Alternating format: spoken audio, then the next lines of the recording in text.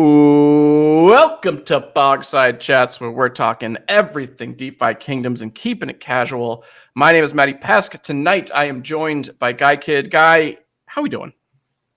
Just three guys sitting around a campfire having a good time. I'm doing really well today. I do love that campfire. That is a great campfire. Unfortunately, Franz couldn't make it tonight. However, I am very, very excited. We have a guest on the pod, Christian Peter, DFK expert, GameFi pro. Christian, thank you so much for coming on. This is awesome. Excited to be here. I can't take the place of Franz by any means, but I'll do my best to keep up the Bogside tradition. I'm excited to talk to you guys about everything DFK and let it rip. Don't worry. Don't worry about expectations. It's Bogside. It's all good. So we're gonna talk about a little bit of DFK news. There was a new partnership. A little bit of strategy talk about our summons, what we're doing, and stuff like that, and some other stuff. A little later, maybe some Dragon's Crossing update, which is not going to be good. I'm just going to say that my Dragon's Crossing update is bad. I have more deaths to report, even from last week. Rule number one was #don't die. I know. I'm not doing well in that category. I'm dying in that though. But we have Christian here, so I want to talk to him first up top before we get out to that good stuff. Christian, give me like a 30-second. Like, how did you get to DFK? What drew you in towards it, and sort of like, why are you still in it now? Definitely. Well, I got in October of 2021, September, October timeframe. I had watched Taiki made Drake on digital, some of the high Indian stuff. And then, I started watching Tosh's crazy summons. And then when he summoned that damn, I think it was a rare Dragoon, and he's like, I just made 40 grand. I was just like, no question. Yeah. So I put in some UST, which is kind of the was my favorite token at the time, my stable coin, which now is defunct. But I put it in with some Jewel into the gardens of about $1,000 or so, and it was a 1,600% APR, and I was like, no, this can't be real. Right. So I threw it in there for a month, and lo and behold, I had double my my money back, and most of it was locked at the time, but didn't really matter. I was like, this is great. So it hooked me in, got me into the game, and I've been here ever since. That's awesome. That's like, I think I was like December right then, 2021. I think, Guy, you and Franz were a little bit earlier than me. I think maybe right at the same time as Christian then, right? Like, we weren't quite there. APRs were in the hundreds, not. I see. So you guys were like, it was like Thanksgiving 2021. I remember that. I remember going home and being like, I got to get on my laptop. So like basically at the start, that's the start, right? I can say that. Yeah, I remember, I think Jewel was $2.80, and I remember thinking, God, if I could have only got Jewel when it first came out at like a penny, that would have been so amazing. And it went up from $2.80. I think the next week it was like at $3.20, and then it went up to $4, and it like retraced a little bit, and I was like, oh damn. And then it just made that monumental run in December, and I was like, holy crap, we are on tear. When it passed $10, I was like, whoa, this is insane, because all those APRs were going up because the Jewel price was going up. Right. And then when it hit 20, I was like, oh my God, this is insane. Of course, I didn't get out like we all did. It was just like, okay, times are going to be great forever. We're at a $1.4 billion market cap, and it's going to be $2 or $3 billion by the time we're done. Yeah, big mistake there, but we all live and learn, and now we're at the point now where it's okay. We're on the reset. We hit the reset button. We get that 10-cent Jewel where we get a chance to jump back in, and I'm excited to where the game's going to go. No, totally. I think my initial buy was like around $5, and then I did more at like 10. I never was at like the like most hurt level. Like I was always a little short of it, which I was proud of, but yeah, and DCA, it's all good. Get back in it. Our cost average is well below that $5 now. Oh yeah. And I'll talk about that when I talk to summons. I did throw in a little bit of new money just because I'm on a summons kick because I hit that one mythic, and now I'm like amped up. But I want to talk about briefly something that is like very cool, a resource I have used before, DFK Today. So talk to us a little bit about this. Like, what was your original plan? And I think, because I've seen you like shift it to different things now, especially with like other services and bots. Like there's a million different people creating stuff for DFK. So what's going on with DFK Today? Yeah, there are so many amazing tools for DFK. Like you guys know, the third-party devs are great, and they always get better all the time. I got in and I started using Adventures in DefiKingdoms, and I was like, this is a really cool product. And then, all the other things that were out there, I couldn't keep up with, the Kingdom Watches and everything else that was being built out, the summoning tools. And I was like, okay. But my favorite always was DFK Tracker. And DFK Tracker worked for about the first 2 months of the game, and then it just went out and never came back. And I was so bummed out because it tracked all my quests every day. I didn't have a ton of heroes, but when I got done after 24 hours, I could go check out what I got, and it would tell me in USD what that value was at. And I was like, wow, this is really cool. I made, $45 today. Today I hit an egg. I got like 120 bucks. I was like, that was my favorite tool to use. So I wanted to create something like that. Quickly found out with DFK today that it's not as easy as it, as it is on a block, on a database. So when you're dealing with blockchains, it's a pain in the butt. But the tools that I use every day are DFK Helper, which I know you guys are into as well. I mean, I don't think you can get along without it if you have more than a couple hundred heroes. And DFK Helper actually helped me make that step from 150 heroes to over 3,000 right now. And it's just it keeps track of everything. It automates everything. It's not a bot. I mean, I don't think it's fair to say to Zealous or Coolio that, this is just a bot. It's an automation. Oh my God, it just makes your life so much simpler. And then DFK Quester, I love Born to Die's product. He's put a lot of sweat and blood and tears into it and made it as good as I think it probably can be. I use it to go out to the tavern, check out all the heroes, check out the genes when I'm doing things back and forth. So those are my two go-tos right now.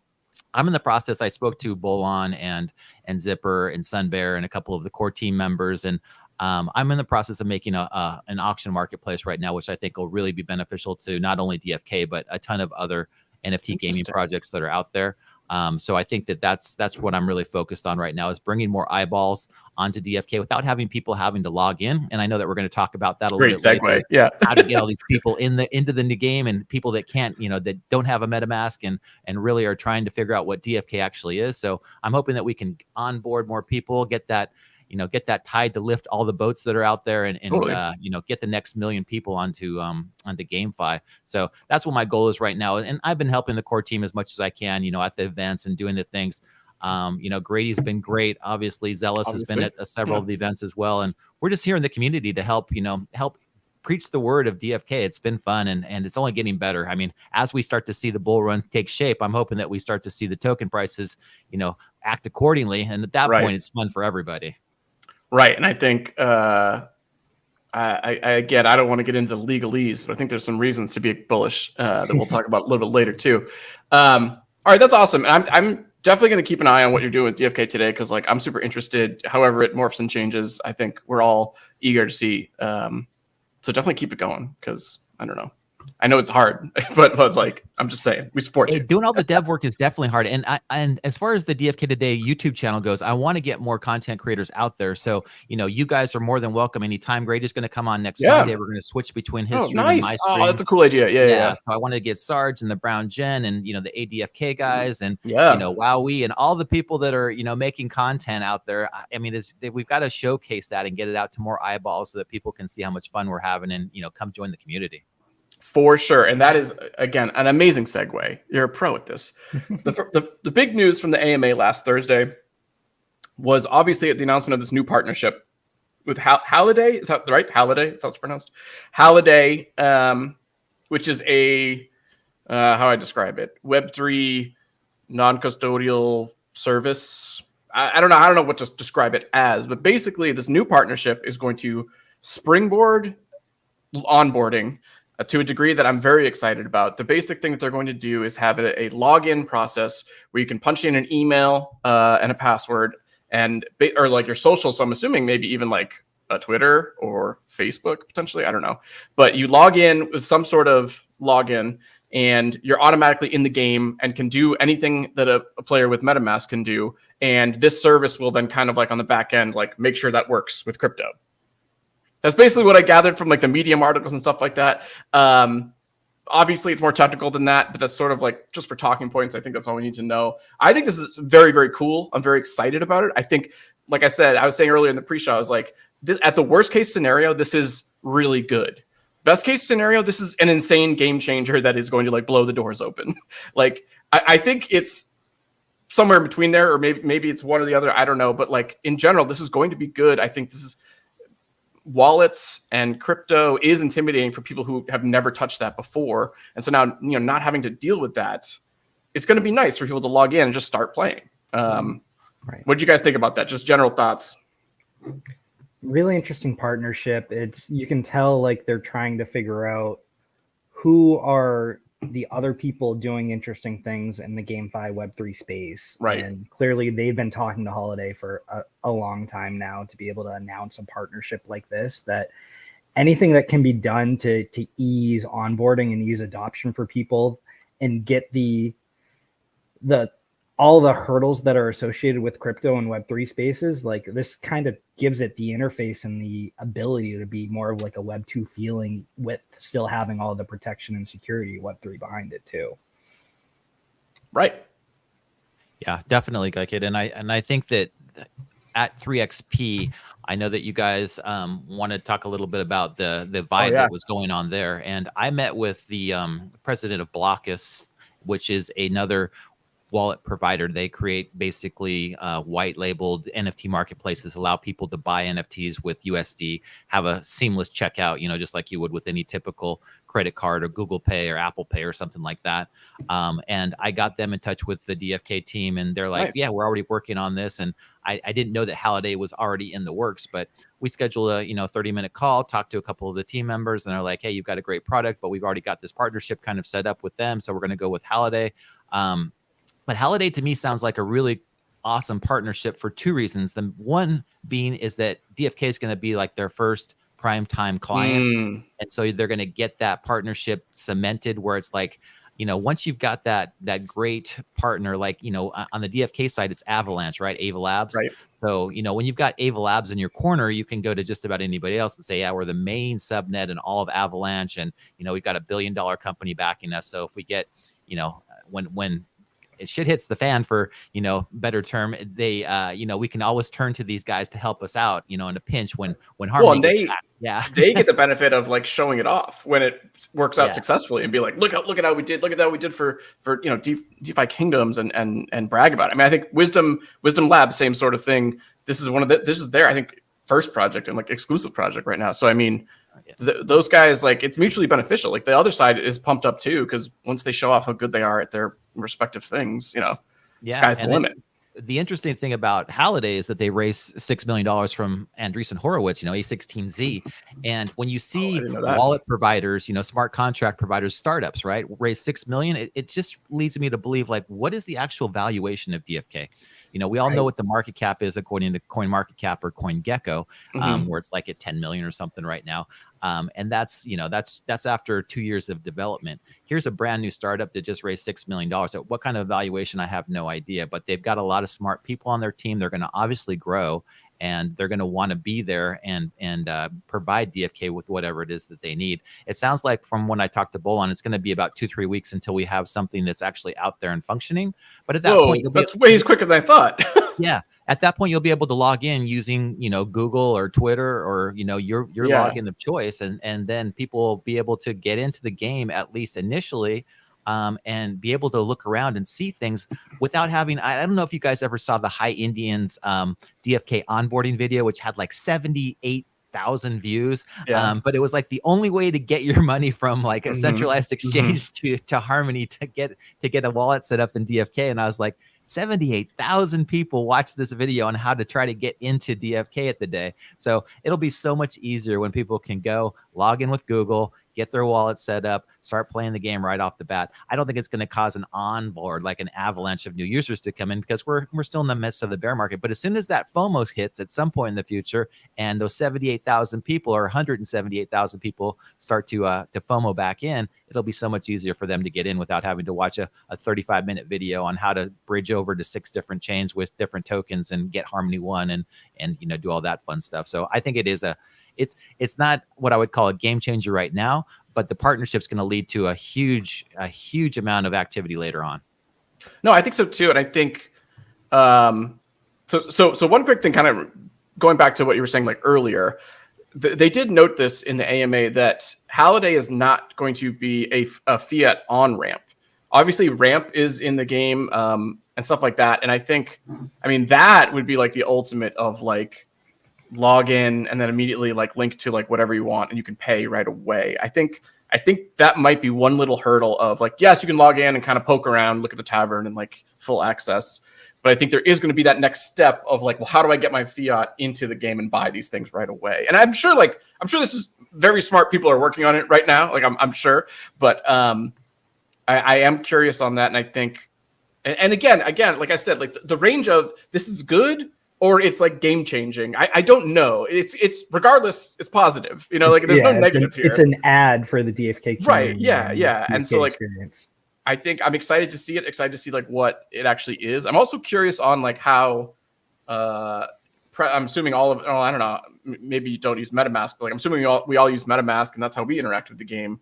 Is this going to affect us at all? I'm assuming not. I mean, I don't know, but also, is that going to be difficult if like you're buying from someone who's using this login? I don't know. I mean, this is technical stuff that like I don't even want to speculate on. Yeah, no, it's not going to have any bearing on who can do what. I mean, the wallets, the holiday wallet's going to be just a smart contract. It's not actually a per se wallet. So you're actually just having the contract that's holding on to the funds. That's why it's non-custodial. So they're not going to hold your private keys. They're not going to have a seed phrase or anything, which makes it, so much better to begin with. But Holiday, the way that my understanding is that the way that they're going to benefit from the partnership mostly is that they're going to be able to use a fiat payment for NFTs. And most companies out there can't do fiat to crypto because of all the KYC, AML laws that are going on in the country right now. And we actually had a call today with another fiat onboarding company, and they're only approved in like 35 of the 50 states. I didn't realize it's a state by state thing. Oh, yeah. With New York being the toughest, right? New York is is impossible to get a fiat onboard going on. So, not even all 50 states can take their credit card or their debit card out and be able to use it to process money into the game, which is interesting. But yeah, most of the fiat providers right now just want you to be able to purchase NFTs because there's no security risk there. And they just allow you to take your credit card out, put $100 in and buy a couple of NFTs with it. And that's what Holiday's going to make their money is that little fee every time you do a credit card transaction. Yeah. I was gonna say $100. You're gonna get a whole bunch of floor heroes, but yeah. No, I think, because especially like when you're trying to, and this is something I wanted to get into more the XRP or 3XP when you were there and like talking to people. Obviously, those people were kind of like probably aware of crypto and aware of like gaming and stuff like that. But the idea of like telling people who are not in crypto, like, hey, I really like this game, you should come play it. As it stands right now, it's a little rocky to do that to people and to bring them into DFK or to any GameFi anything. So I mean, how big of a deal is creating a flawless system for kind of like the normals, as I call them, to get into gaming, the people who don't have any idea about crypto? Like, is that going to be a like huge market shift when that becomes easier? You know what I mean? Like, how important is the appeal of joining the system to non-crypto people appealing enough right now? Like, is there enough for them to do and enjoy? Because I feel like also too, and not to ramble on this question, but like gamers in general, if they're interested in a game, they'll probably figure it out and get there, And I don't think it's just the login and like wallets that's that hurdle. I think it's an actual finished product that's like fun to play. It is a bigger hurdle right now, which is why I'm like, there's a spectrum of this. It's good. I don't know if it's game changing good. Right. What I always say is we're so early in this, and it's just. It's so, infant that it's developing every single day. And watching people that are way smarter than me on other podcasts and listening to them talk about how, we're in the early days of the internet and it's a free for all. It's a wild. I love that comparison. Yeah. And what we don't really want to do is scare away people. We want to create it so that it's an easy way for people to get in. Right now, people are scared. Crypto's a scam, right? They're going to steal your money. They're going to take everything that you own. And for the most part, it's true. There's so many different scammers out there that'll try to get your seed phrase or your private key so they can steal everything that you've got. We need to have these smart contract wallets that allow people to just do what they're normally, used to doing, which is log in with my Google password, not have to worry about a seed phrase or private keys or a MetaMask or confirming transactions. I just want to play. And, at some point, the user interface is going to become so easy that, we don't even recognize that we're not going to have a MetaMask or a Holiday wallet or whatever. We're just going to have an account. And that account's going to follow us around, and it's going to be on whatever wallet we choose, if it's a Ledger or a Trezor or anything. And we're going to be able to play whatever it is we want to play, and we're going to be able to do whatever it is that we want to do. And I think that when we get to that stage where the user experience is that easy and that seamless, where we're just, logging in with a username and password, and we've got all of our Web3 dashboards up there, and we're like, okay, I want to play Dragon's Crossing. Okay, just, here you go. Yep. I want to play DFK. Okay, go over there. That's what we're all looking to. Once we get there, it'll be so much fun, but that's probably a couple of years off still. Yeah.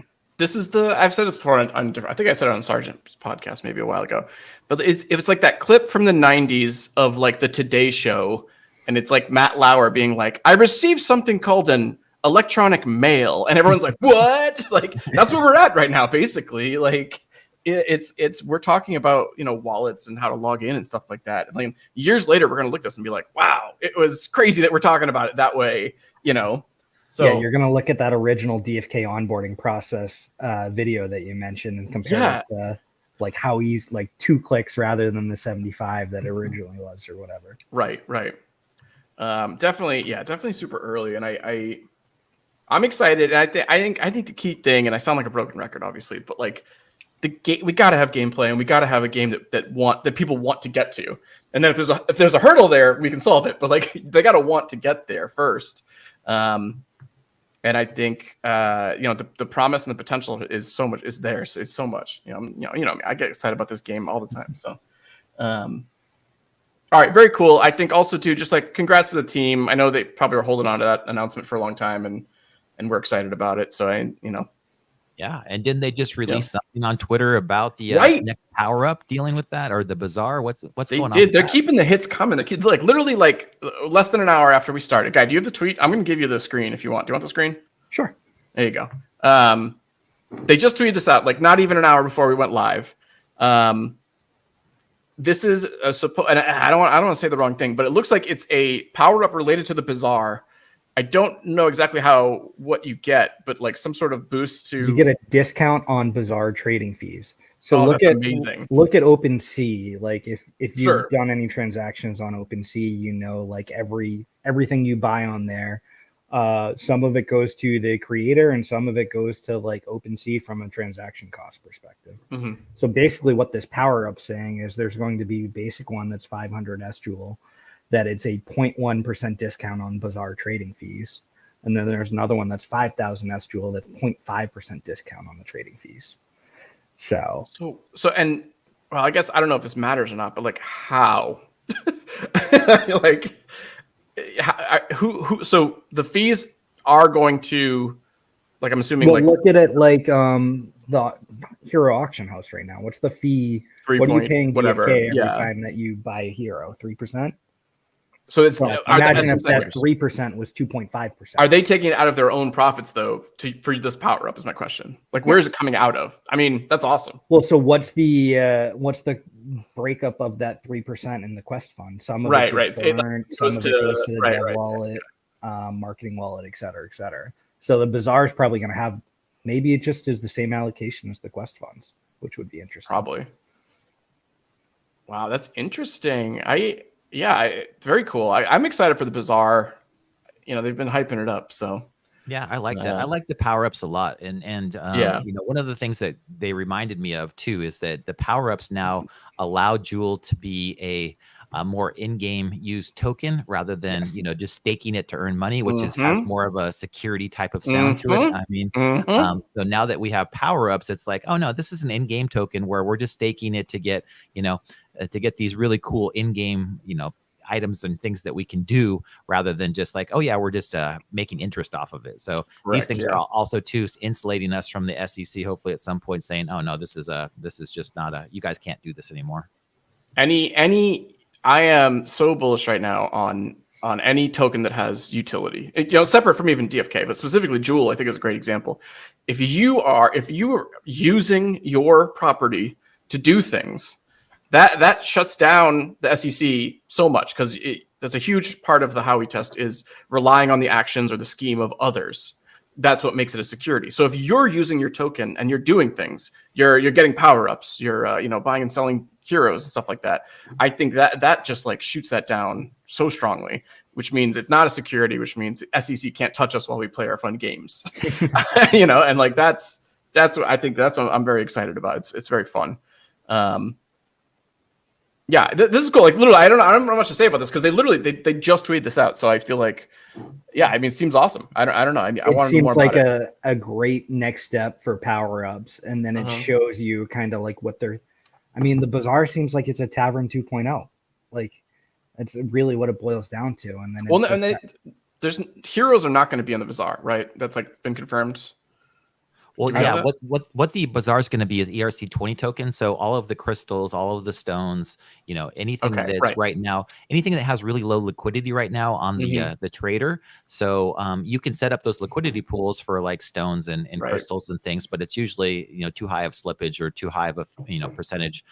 So the ERC20 tokens that are out there, and it's not going to just be the ones that we have currently, but when we start crafting, then we're going to have all those items can go on the Bazaar as well. So the Bazaar, the way I think of the Bazaar, I don't know if you guys ever used Fox Escrow. Did you ever use that back in the day? I remember hearing about it, but yeah.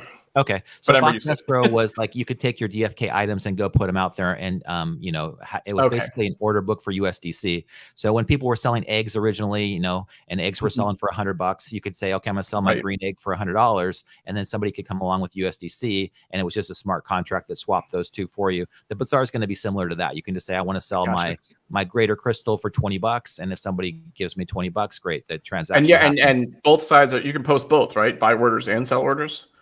So you could say, I want to buy the greater crystal. I want to buy the greater crystal for $18, and somebody says, I want to sell it for 20. Well, then as soon as you get to that meet in the middle, that's when the transaction you both will see each other's and be like, interesting. Sticks intern here in chat. What about those prices? 5,000 is expensive. I mean, that's something that's not going to be in my price range. But also, I think for this to be beneficial, you need to be moving a lot of these tokens that we're talking about. So I don't know. You guys have any thoughts on that? The 500 SQL allocation, like that's pretty doable and pretty pretty attainable. Like how much I would be there. There's clearly a math formula there of like how much volume do you need to be doing in order for it to be worth it. Yeah. Right. And I think that when you look at it, you're right. If you're doing a lot of volume, it's going to add up really quickly. But as far as the Bazaar goes, I'm not sure exactly what I'm going to be selling out there yet. Right. If I was selling a ton of heroes and it was like 0.5% off of the tavern fees, well, yeah, that's going to make up for itself really quickly, especially if you're selling a Gen 0 or something. It's gonna happen real fast. Well, so in the tavern, the seller pays the trading fee, right? Right. On the Bazaar, will both the buyer and the seller pay a trading fee, or how does that work? Good question. I would anticipate that it happens where the seller posts it for a certain amount, and then if the buyer buys it for that amount, the fee will come out of it. So if they say they post it for 100, and then somebody offers 100, and there's a 2% trading fee, they'll get 98. Yeah. Interesting. I don't. Yeah. This is you're getting above my head here at this point. All right, very cool. On the podcast, I cannot do math. Do not make me do math. Oh man, so Six Intern asked maybe a taker fee. When I got into crypto like many years ago, at one point I read like several articles on like takers and makers like trying to process it and figure it out, and I'm just like, and at one point I maybe could have explained it to you, but now I'm just like I don't even want to touch that. I don't know. Like I don't know. But I'm sure they'll give us these details, or we'll figure it out pretty quickly. I'm sure once it's like out and we can play around. What I'm excited about when the Bazaar comes out is it's just going to be more trading. It's going to be more fees. Like right now in the DEX, there's only like a 0.2%, and it usually goes to the fee provider. But here's going to be that 1 or 2% that's going to come out, go back to the dev fund or the quest fund or whatever, get burned. However it's going to work. Then I'm just excited because the supply continues to go down, or it goes back to the devs who can use it to pay and make more in-game power ups and cool stuff to play. Yeah, and I think getting, I hope this is what this will. I think it will. I think it's kind of confirmed. Like this will just be more access to those stones, those greater and regular stones and crystals that are not. I shouldn't say like. Well, yeah, no, they are. They're hard to come by now. You got to kind of work it out with whoever owns them and figure that stuff out. And they're just not regularly available because liquidity is like there is no liquidity for them. So I think I'm excited to see those kind of out there circulating more, especially for like people who want to summon and go all in and stuff like that. It'll be fun if those are just in the mix more often. Yeah, for sure. So, Yeah, I'm excited for the next item that gets dropped. I was talking to Grady about that as well. Is like, what's going to be the next actual item that we get? You know, everybody talks about amulets, which they teased back That's a year fun. and a half Yeah. ago, and at some point those amulets will come out. But those new in-game items are going to be awesome. And once we actually start to see some new stuff come on the market, that'll be the fun part to see what they start trading for. Yeah, equipment would be so much fun. I'm so excited about that. I mean, I think it's a long ways away for like crafting, although there might be maybe like some stripped down version of equipment that like they just give everybody. But have basic equipment to start. But the fact you can have, I mean, the bazaar is going to be perfect for equipment. Yeah, I agree. I think that they're going to add some basic equipment to the bazaar at some point before they do crafting. Yeah. So we'll probably get like a basic bow and a basic sword and a basic set of armor, leather armor. And if armor, we do get any kind of PvE or PvP content, there could be equipment that drops just from that. Right. Request and get a bow or whatever. Yeah, and it's still within this narrow range of like basic. Like there might be some variation, but it'll be like a limited, kind of population. Yeah, that would be cool. Man, I'm so excited for stuff like that.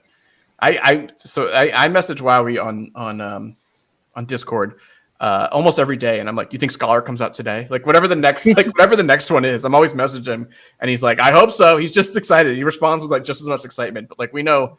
Like the team will release it when they're ready, but I'm always just like, let's do it. I'm so excited for the PvP, and I think what these guys are creating is like it's going to be insane. I love it, Matty, when you get on with Wowie and you guys rap for hours at a time about what the codexes look like and what the dual second lives are going to do and all that fun stuff. So it's cool to listen to. Yeah, I love that. I think I don't think I'm unique in that. I think there's a lot of people who are like interested in that stuff. So I think I'm ready for the game to do that. I mean, I think that's the onboarding. That's the floodgates is when like there's actual gameplay.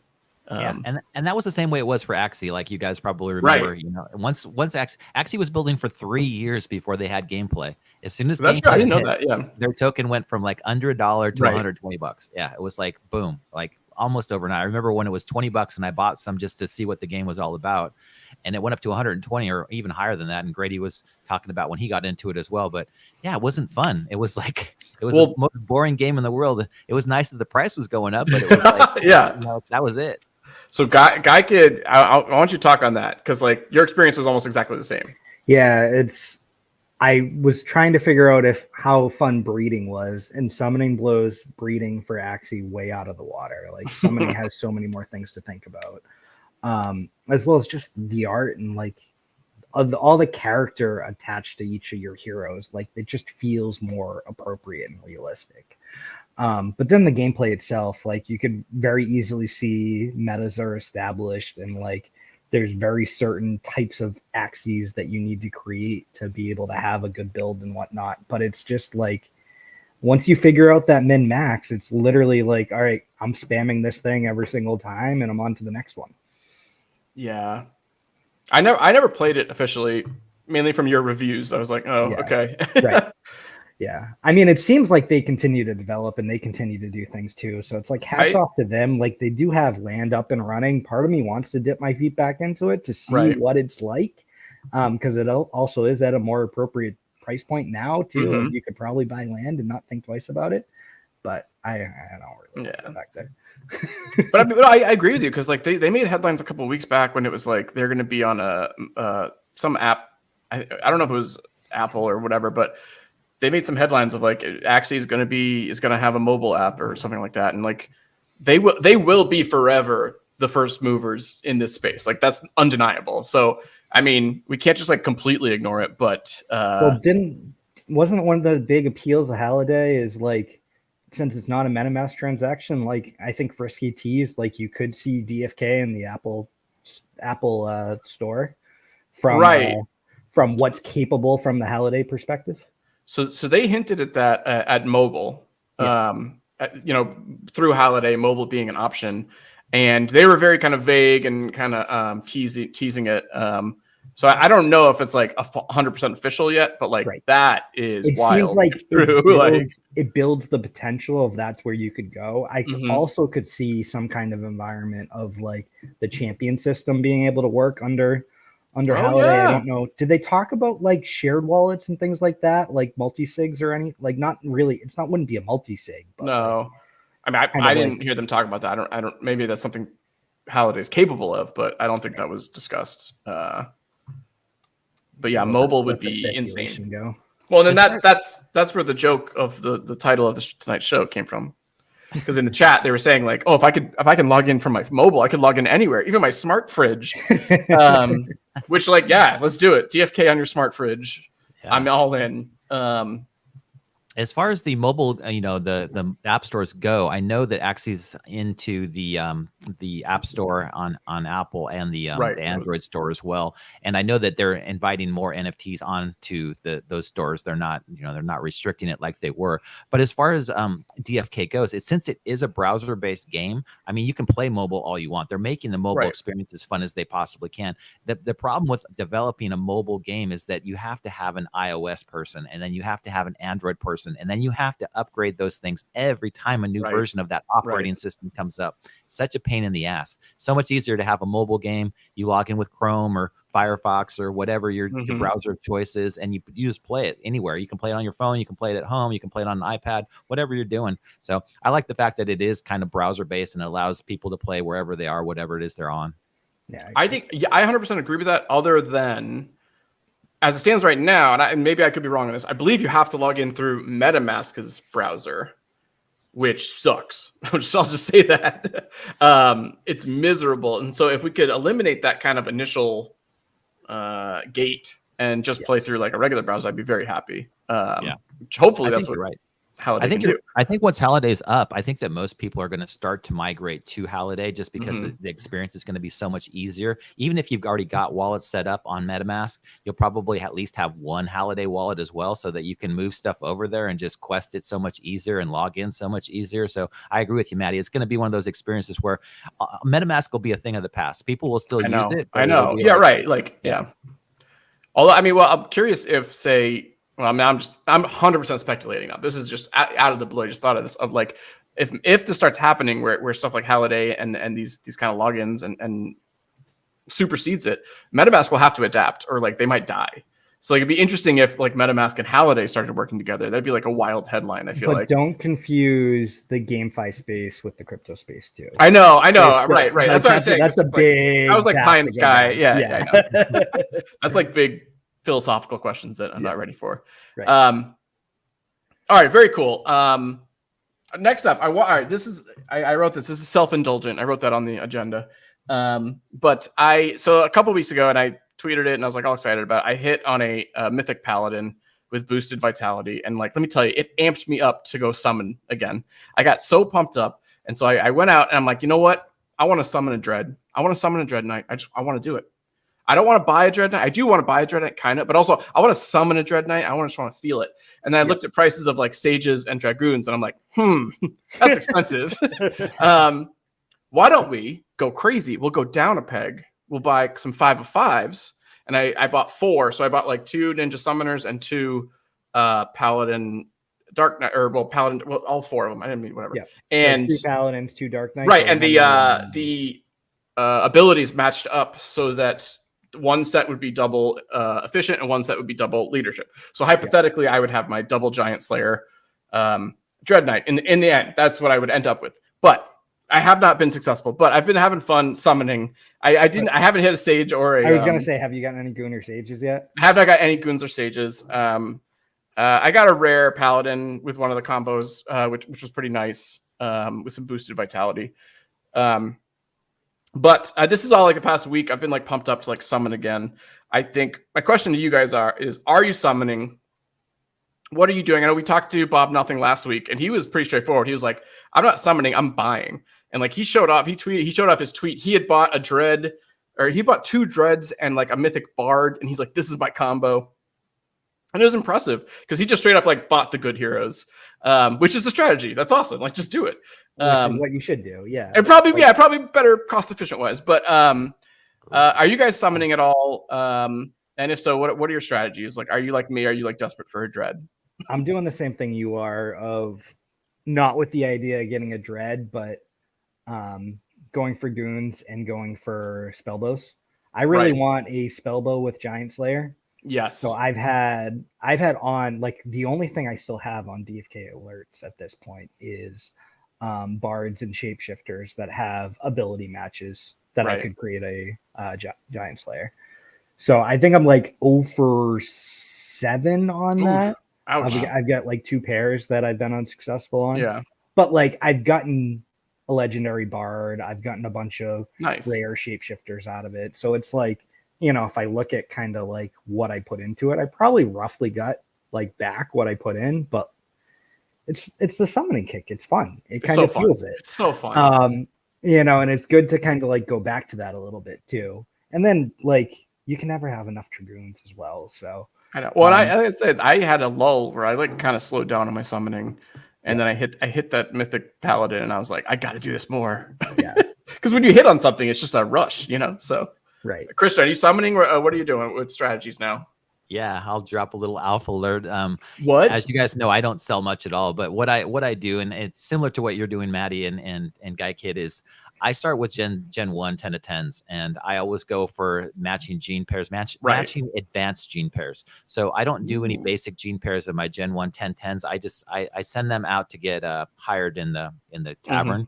But what I do is that I pick 2 matching, so like a advanced 1, advanced 2 in either actives or passives, and then I summon them together 10 times. Usually I get 1 or 2 elites from that, and assuming that I get an elite that's 5 out of 5 Gen 2, then I use those guys to try to get to the next next level. I have 6 Gen 0s. There are 3 matching pairs, scholars and scholars and legionnaires. Yeah. So majority of the things I summon are bards. So I usually go out and try to find the shapeshifters, which there haven't been a whole lot of out there anymore. So whoever's hoarding the shapeshifters, put them on the tavern. I want to buy some. But yeah, I try to get my bards with my shapeshifters matched up and try to get those spell bows that have elite skills. I haven't got any transcendent skills yet, but I'm hoping to at least hit 1 or 2 transcendent skills. I already have questions. I love this. I already have questions. You said 10 of 10s. You're going all the way to 0. You're going all the way to 0. I go to 0 on every one of them because I never know which one's going to hit. Yeah. Right. I mean, because even especially if it hits on the class too, and the elite ability, like even a 0, even when somebody with no summons, it's going to be a valuable hero. Yeah, the majority of my summons have at least 1 advanced skill, and if I can get a dual advance, those guys are worth big money in the tavern. And if I can get an elite skill, God, those can be 2,000-3,000 crystal. So okay. I always look at I'm not as big as the Brown Gen is at looking at the return on investment because I'm not really selling those, but I'll take the ones that don't hit, the ones that just have typical basic gene pairs, and I'll just put them back on the tavern for hire. And then I usually hire them all the way down to 0, and then I just keep the hero. So I found that my best return on investment is when I hire my heroes out that I don't want to summon with. So I've just come to the conclusion that I don't want to keep heroes that have extra summons for later on. I'll just hire them out, take all that crystal, use them to buy other heroes that I want to summon with, and then use those guys later. So that's my strategy right now, is to take the basic heroes, hire them out, take the ones with advanced genes or elite genes, and then summon with those guys. That's super interesting. That's very curious because I don't really look at hiring heroes when I'm summoning, because usually I'm looking for, especially if it's 5 of 5 matches, I want to do 2 or 3 regular summons, and then I'm going to dark summon them. That's usually my strategy. When I get down to like 2 of 5 or 3 of 5, depending on the pair, I'll then go with the dark summon just for that little boost in the rarity, and hopefully they hit. Because at that point I don't know. I don't like getting 0 zeros on the summons there, even especially when it's a miss. If it's a miss on the abilities and it's 0 summons, I just feel like it's no value to it. But interesting idea that because I'm not even looking at the tavern when I'm summoning the hires. Like I'm really not even looking at them. That's interesting. I can't tell you the last time I've looked at hires too. Right? Yeah. Because I think with dark summoning, it changes my opinion on how I approach that. So that's really interesting, actually. Yeah. So all of the Christian's VJEX can be hired. I find that if I summon with 2 Gen 0s, I get a Gen 1, 10 to 10. I can usually hire him out just depending on what his profession skill is or all those things. For about 40, 40 to 50 sometimes, maybe, if it depends on the actual hero. So if I do that when it's 10 to 10, and then I drop it down about 5 crystal for every summon after that, Sure. Yep. I'm making about 200 Yeah. to 250 crystal from that Gen 1 10 of 10. And then I still own that hero at the end of the Yeah. day. And then I just keep it, put it into my hero pool, let it quest and do its thing and level it up. So that's what I've been doing. That is interesting. And I have, they're not, I wouldn't say pair, but I have 2 Gen Zeros that I summon with. But they're both scholars. So I get a lot of scholars, and I usually just straight up just sell those floor-ish, depending on if they have 1 matching ability. And if they get some rarity, I'll look and see where the market is. But I sell those because Gen 1 10 of 10 sell for crazy profit based on the 60 summoning cost when you have the original pair. And so like I kind of don't even think twice about that, because that's just kind of like a nice little stream of like every 3 days, do one, put it up there, sells, great. But now I'm gonna have to rethink that and potentially put them up for higher. I like that idea a lot, actually. Well, like look at that pair. Did you say you burned that pair at 2 of 5? What, me? When did you burn your Paladin Dark Knight? Or oh yeah, usually I do it at like, well, I haven't done it. They're at 3 of 5 right now, and I think I'm gonna do 1 more regular and then do it at 2 of 5. Yeah, don't do it. Don't. Why? Because you could rent each of them for 40 crystal. Oh yeah. So that's and then just do it at 0-0. Like, who cares? Do it yeah. at 0-0, exactly. Oh, that's interesting. Rent them at 2 of 5. Rent them at 1 of 5. That's another 80 40, or not even if it's 50. Like, that's just free. But that's 50 per hero. Yeah, so that's you insane. get 2 of them. So that's 100 crystal for your 2 of 5, and then another 30 crystal for your 1 of 5. So that's another 130 you're putting in your pocket before you burn them. There you go, Matty. I'm making. I know. I know. Look at that. That was the whole point of you coming on, to be honest. Damn, that's interesting. I wasn't even looking at that.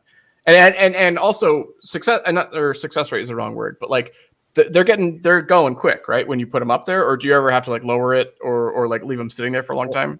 The nice thing about DFK Helper is that I don't worry about it. I usually go out the first time I go out and I look and see what the floor price is for the hire. I put it a little bit higher than that, and then I just let it sit there, and it does its thing. It gets hired out. It goes and quests when it needs to go quest. And at some point I look at my heroes again. I'm like, oh, they're down to 0. Okay. I put them in another wallet when they're down to 0. Right. And then I go on to the next batch. Yeah. That's amazing. Well, also too, I imagine obviously like at the level 5, are you leaving it there? Like when it hits the level 5 or level 10 threshold, that higher becomes way more valuable because it has like the bonus. Yeah. So yeah.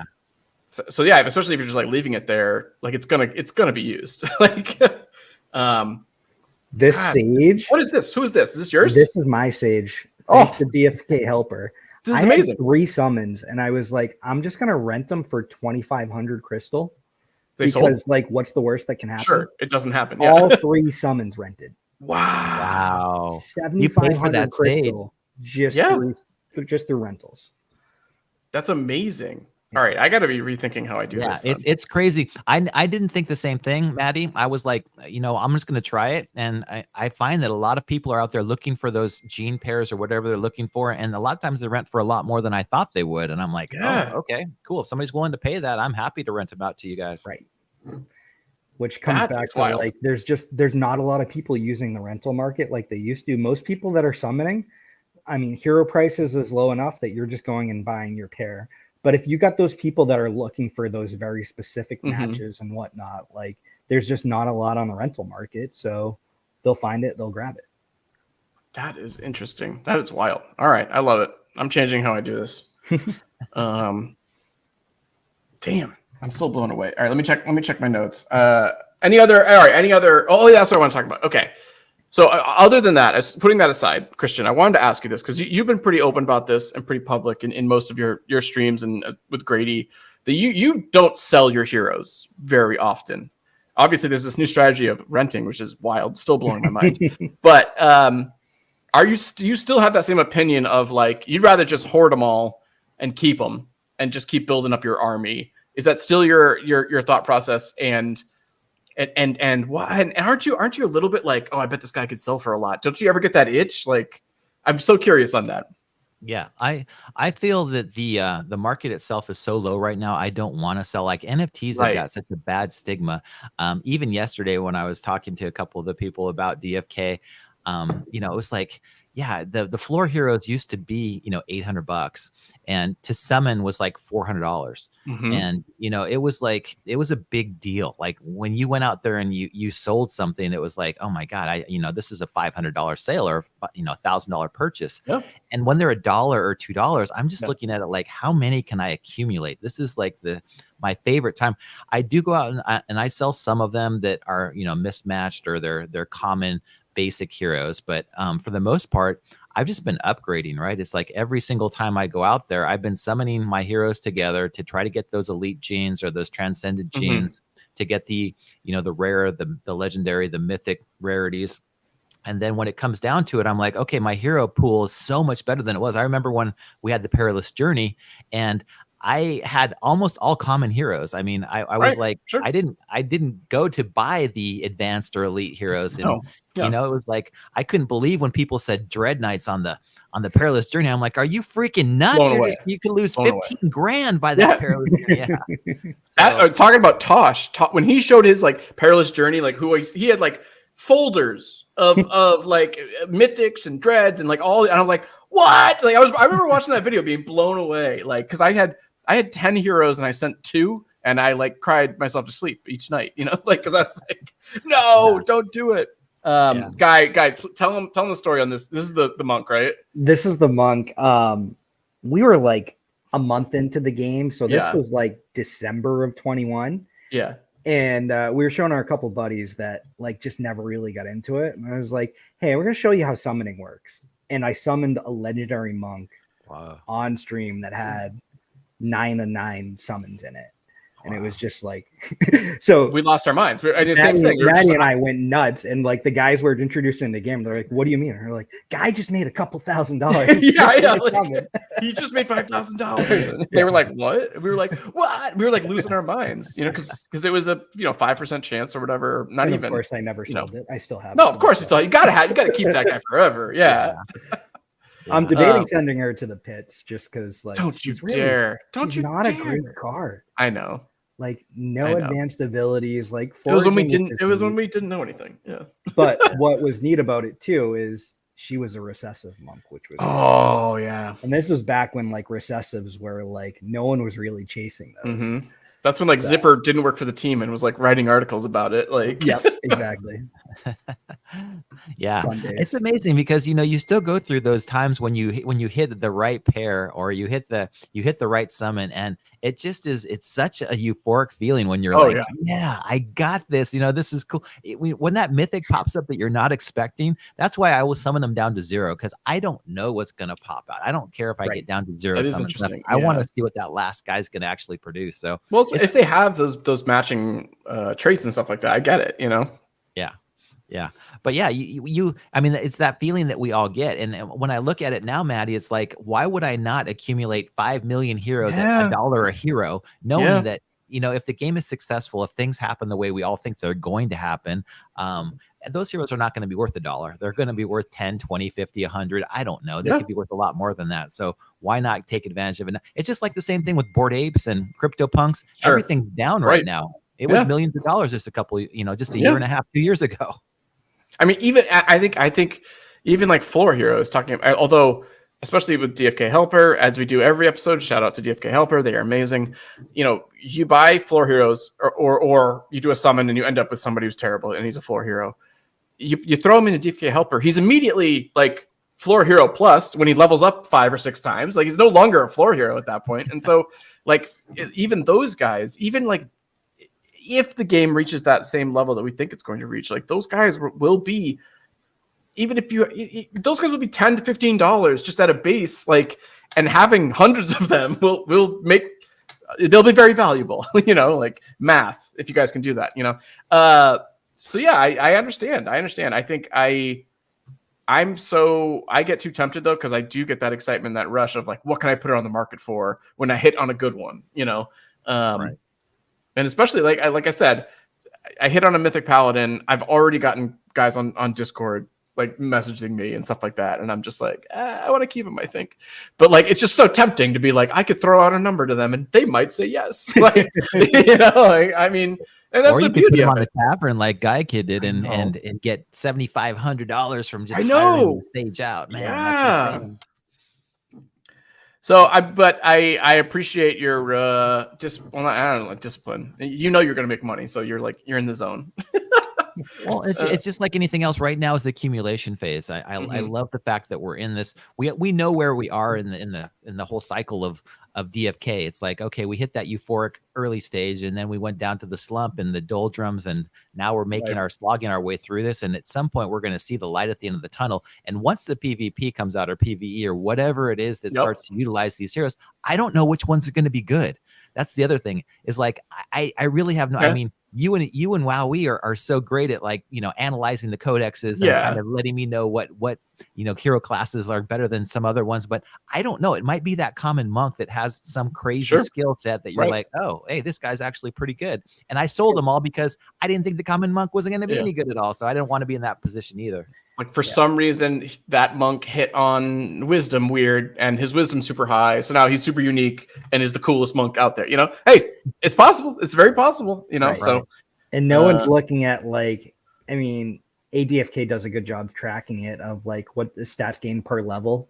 But Right. like, if you are throwing stuff on the tavern, you're not looking at like what's the history of the level ups, as well as something that like no one really tracks really well is what's the health in the mana pools as well. I know.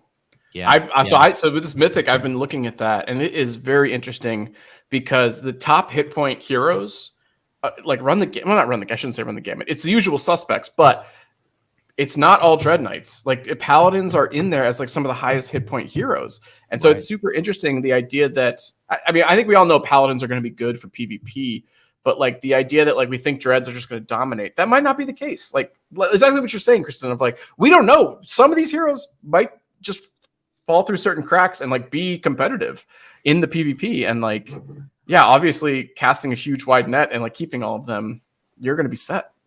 Yeah, one of the other things I found, and I know that Franz talked about it on one of the previous podcasts you guys did, is that the crafting heroes, right? We don't know which crafting heroes are going to be great. We know that purple, that purple crafting skill is going to come into play, and obviously the if they fall into that category where they have the right element and the other categories. But I went through my entire list of heroes just trying to match up, the right ones that had purple crafting skills with the right elements. And I only had like 3 or 4 of each one. So it's that's not insane like for your collection. Yeah. I only have one. But yeah, they are pretty rare. And I think for a while, Franz was on it and like people didn't recognize it in the tavern price wise. Like they didn't realize it. But I think most people have caught on to it now that you won't catch those for low prices. And if you do, everyone's got alerts on them because they go fast. When they have that matching.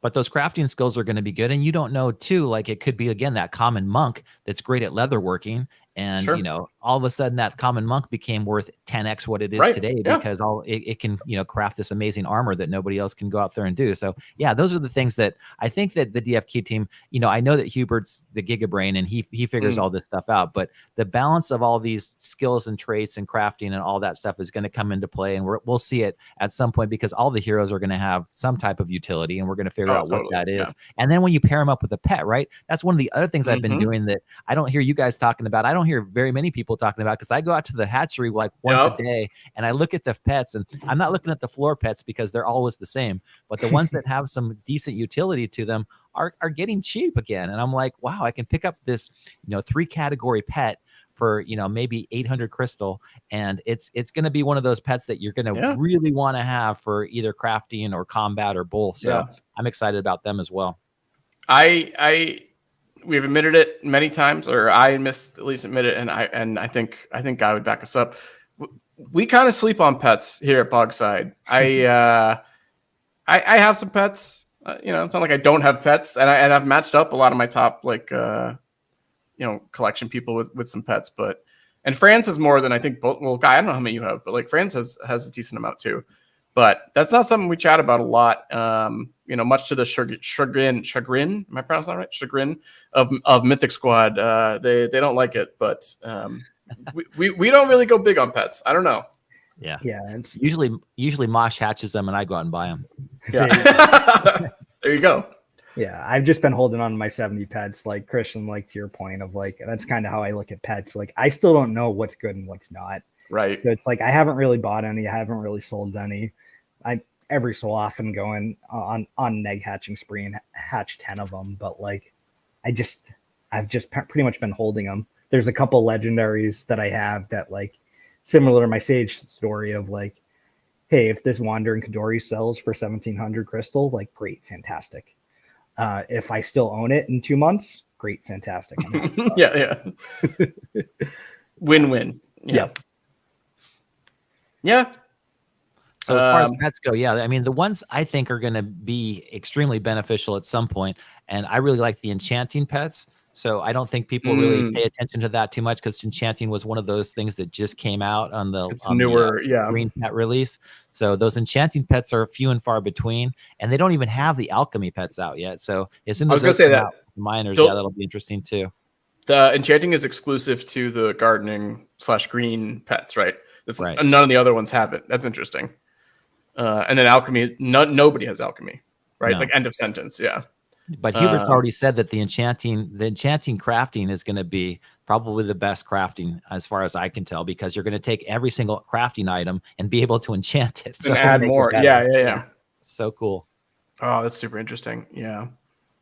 I hatched 5 green eggs. I hit 1 mythic on one of them, and I'm like, I'm done hatching green eggs. Yeah. You know what?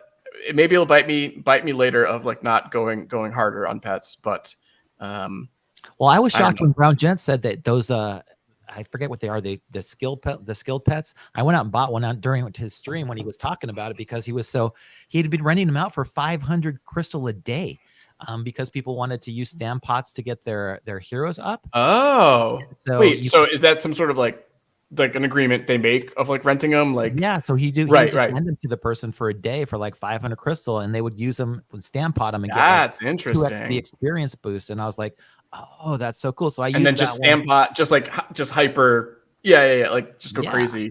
So I put that pet, I bonded it to my my Dread Knight, my only Dread Knight, just so that I could get that experience boost. And I stamp potted him for like 100 stamp pots. I don't that's the first time I've really done any stamp potting. But yeah, now he's level 11, and he went from like 1 to 11 in a couple of weeks. So I was like, okay, cool. I mean, much better to do it with that pet than it would be to use 200 stamp pots and get to the right. Yeah. That's awesome. Yeah, and because especially rare, it's like 16% almost, and 16, 20, and 24, right, for rare legend, or am I off by 1 for those top levels? For experience, 4, 8, 12, 16, and 20. So 12, 16, 20 for those top. I mean, yeah, that's going to change the value of those stamp pots. Yeah, but the skill that the pet has is the experience bonus. So it's like right. So it's even more. Right, it's even more. That's the rarity, and then on top of that, the rarity plus that is like 2x. So I'm getting 2x the experience. So instead of getting the 200 experience, I'm getting like 400 every time he goes out. Oh, that's amazing. Yeah. Pets. So all right. So now, okay, renting out my heroes after I summon them and pets. I have so much homework to do. I'm gonna be up all night. All right. We touched on the Ripple case, and I don't want to talk about that. Maybe I'll do another podcast with SI. We can talk about it. I do want to mention here at the end, Dragon's Crossing. But yeah, like I was saying earlier, like I mentioned, I have 3 heroes and now 5 deaths this season. I will say my one like Rift hero who has like awesome stats. She has like 45 stats total, and she's like my hero. She's in good shape. She's like a little behind on it because she started a couple days late, but like she has a good shot at like actually making it. But like I originally was saying like I want to be in the leaderboard top 10, blah blah blah. And I'm like, well, I misjudged that completely. Christian, are you playing it? A Guy, I know you are, but like I would love an update on like how are you doing? No, I'm not playing it. I don't have any heroes. I know that Grady he's got like 40 of them, and I know he was pulling spell books yesterday during our stream like a madman. That's awesome. That's awesome. Of the day, yeah, crazy. Guy, how are you doing? Any deaths? 1 death on my Rift hero, so that was super disappointing because he is he's 4 days behind everyone else. Right. So he was supposed to be like my front runner of like, that's how my guy is. Yeah. These people will give him good gear and he'll be able to like have the best pace. He is a he's a full 2 levels behind my ranger, where my ranger was at the same number of quests that he has. So like that has not worked at all from a strategy perspective. I got lucky, or not lucky, that when I guess it's lucky when I have a mage, a ranger, and a mage, and the second mage is the one that I'm trying to push for. The first mage died, and I kept like the one item I wanted to hand off to the other one. So like it was like a perfect timing, right? And so that secondary mage has like all these like wisdom items, and like she's like 2 or 3 levels behind, but has the same amount of wisdom as as the higher level one, and like she's my shot at like making it at least top 10%. I hope. Yeah. But so I think you guys are in the 2nd season right now, right? And correct. It's like going to go on. How long? When does it end? End of this month, right? It's pretty much monthly. Yeah, it's pretty much monthly. Yeah. I think it's like August 2nd technically, but like whatever. Yeah. And they do, and well, hypothetically in the future, there's going to be overlapping seasons where you have to choose. That was originally part of their pitch, which I thought was really interesting. Of like, every 2 weeks you can jump in or jump out depending on, and because it's $20 to play in that month. So like if you know certain people are going and you think you'll be more competitive in the next month, you could like wait and stuff. I don't know why they would choose that format, but it's an interesting idea. But they haven't started that yet. Right now it's just monthly and everybody's playing. It's super fun. I like it. I might need to rethink or at least maybe rethink my strategy. I don't know about rethinking playing it because I'm enjoying it. I'm dying a lot. I know we've talked about it of like, it's so easy to jump into the game. Like I know quest reset and it's like, all right, I have 15 quests. I'm going to get this done in 2.5 minutes and click, go. Yep. That's me. We die. yeah. And I'm like, I got 50 health. What's the odds of a level 16 bear showing up here? Yep. And it's like, of course. Yeah. Right. So I've actually done a lot of that too, where it's like, I have a long day, fiat mines or whatever. And it's like, all right, I got 4 heroes. I got to go quest. It's like, I'm going to go take my 20 minutes and get through it. And then I reflect on those 20 minutes. I'm like, I very easily could have slowed down a little bit, cost myself 4 quests here, made a stupid mistake over here. So it's like, definitely like seeing where it's like, it's fun because there is strategy involved. Oh yeah, like, totally. It's so much more than just clicking the button. I think it's very interesting. And I think, well, I wish, and this is just on me of like, I think this is just how I am in my ADHD of like, when I'm playing a game, I'm just like, all right, let's just do all the things. Right. Let's immediately, let's go for it. Let's like, am I going to die? I don't care. Let's just see what happens. And like with this game, like it's a competitive game. It's a competition. Like you cannot have that approach. Like this isn't just fun time. Like when you play Skyrim, like I charge into battle against the dragons right away. And I'm like, well, okay, I guess I can't charge in now. Now I'll rethink it on my next approach. Like, and you can't do that in this game or else, it's $20 to enter, you want to hopefully make your money back. Because I think it's like 50. You have to get to like the midway point to get your money back, somewhere around there. And if you're just like blindly playing it, you don't get your money back. So it's interesting. And then, but I kind of like that too. I kind of like those consequences of being off the wall. Yeah, and it's you can go in and just be like, hey, I'm going to do all the daily quests, which are increased drop rate, increased chance of getting NFTs, but you're going to run into a harder mob. And probably have to heal more. And like, that's a path people can go down of like, hey, I want to go get the new things. I want to get another hero. I want to get more NFTs and spell books. Or it's like, hey, I want to be in this top 3. And chase these prize pools. Yeah. There's literally 839 people and only 3 of them will get one of these prize pools. I know. I know he's not here, but do you know where Franz is right now? I think he has one hero that he put into the Dark Tower at this point, but I'm not positive. Okay. Which is like top 1% at this point, right? Yeah, so it's I was just showing my my ranger. I just moved into the Dark Tower. Like perfect example of like I moved her into the Dark Tower and now currently she's in the not in the Dark foresting waste right now. So I wasted 4 quests just so I could show up in the top 50, but that doesn't matter at all. Okay. Because so the final, like top 50-ish is in the final zone right now. Right. Exactly. Interesting. Yeah, it is a lot of fun, but again, I need to rethink how I play it because I'm terrible at it. So yeah. Well, I love watching, you guys play and talk about it because, Grady is so in depth in it right now. He just is like so enamored with the entire thing. I was like super shocked because, but I also too makes me excited about what's going to happen with DFK when, the PvE actually comes out and we actually can go out there and use our heroes to go and battle against things, because everybody is so intricate in their own strategies and what it is they want to do and how they want to position themselves for everything. Is so cool. Well, I think I know Guy, I don't know if you do, but I know Franz does, and I know Kung Fu and Bob, some of the other top players, like they have like spreadsheets where they like assess like what do you think I keep looking at over here? Well, I know you have 3 screens in front of you, so like it could be anything, but like they like are like take it super seriously and like and really go after it in terms of like how to like strategize like what to do next. So yeah, I don't know if I have the patience for that. But that's how you become the best. That's how you become the best, though. So it's very interesting, and I think I hope it succeeds, because I think, again, something we were talking about earlier, rising tide, all boats, whatever that phrase is, rising tides, ships. So I think the success of these guys only benefits everybody in the community, and I think they've got a really cool product.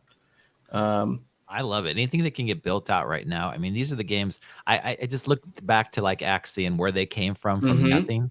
And it's like, we don't know who's going to be the winners and losers until we get through the next 5 to 10 years. So, you might as well play the games that you like to play, the ones that are fun, and enjoy them. And, we'll see where things shake out. Yeah. All right. Very cool. Guy, any closing thoughts on Dragon's Crossing? Hashtag don't die. Don't die. Hashtag don't do what I do. These monkeys are scary. Yes, one of the monkeys killed me. I had like almost 60 hit points against one of the monkeys, and zone 4, man. Yeah, it's brutal.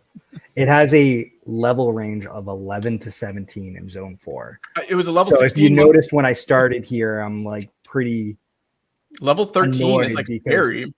My hero is level 15. But the zone before, you could miss out on so much experience. Right.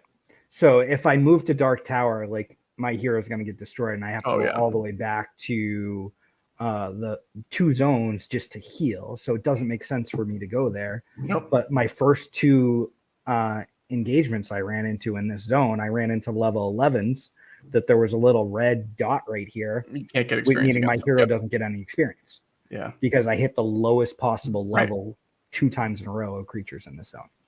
Damn. Like it's a very well crafted game. Like, it's very cool how they did some of this.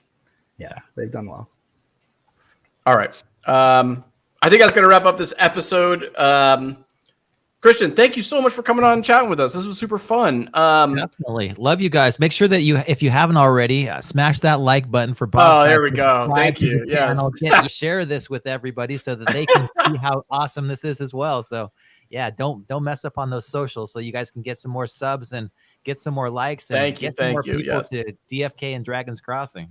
Well, I'm probably going to re-listen to this tonight, because like there were so many times you gave like such a long speech, and like there was like little alpha like hidden in it. You're like, I was talking to Bolon and blah, blah, blah, and I was like, wait, I need to re-listen to that later. Thank you so much for coming on. Where can people find you? Where can we see you? How do we tune in? Give us all the details. Definitely. Well, you can obviously find me on Twitter and YouTube, Christian Peter. DFK Today is my other alias under YouTube and Twitter. So those places are both great places to find me. If you want to get in touch with me on Discord, you can as well. But I love, all of the content creators in the space. I'm happy to have you guys on to chat anytime you want about DFK Today. And yeah, I'm looking forward to this space growing a ton, and we're new, we're infants in this whole thing, and it'll be fun to see what happens in the next couple of years. I'm excited to look back on these things and go, oh my gosh, look at Guy and Matty back, 2 years ago talking about this. Yeah, see where it is today. It's so cool. now they're rich assholes and don't appear on TV anymore or YouTube. Yeah. That's awesome, and we definitely. We got to show up on your stream for sure. I would love to actually crash one of you and Grady streams, just because like Grady is. I love Grady so much. He's just a nut. But you guys, and don't forget, like Sarge gets the best panels together, right? When Sarge gathers people, I mean, that's what got me so. That was why I was like, we gotta get Christian on, because from last Friday, like that was such a great stream with everybody on that one. Exactly. But yeah, I love you and Grady like together, just because like Grady is just like and you're just like okay, let's break this down. Let's break down that let's break that down. And you give an explanation as to why there should be excitement here, and it's like it's so much fun to see like the not that you're not emotional, but like the like emotional craziness and then like the logic to match it. You guys have you're a great pair, so I really like watching those streams. Thank you, appreciate that.